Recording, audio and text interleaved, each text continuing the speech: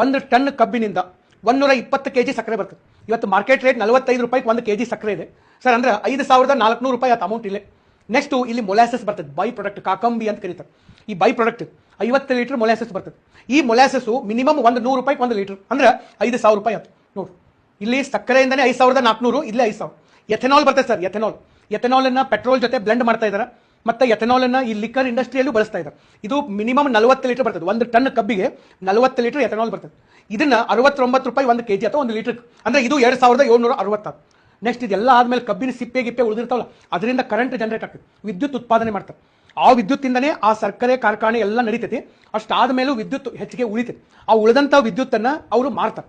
Okay, ಎಷ್ಟು? 160 kilo watt ಉತ್ಪಾದನೆ ಆಗ್ತದೆ. 1 ಯೂನಿಟ್ಗೆ 6 ರೂಪಾಯಿದಂತ ಮಾರಾಟ ಮಾಡಿದ್ರೆ 960 ರೂಪಾಯಿ ಬಂತು ಬರೀ 1 ಟನ್ಗೆ. ಅಂದ್ರೆ ಒಬ್ಬ ರೈತ ಕಷ್ಟಪಟ್ಟು ದುಡಿದು 1 ಟನ್ ಕಬ್ಬನ್ನ ಫ್ಯಾಕ್ಟ್ರಿ ಕೊಟ್ರೆ 14,000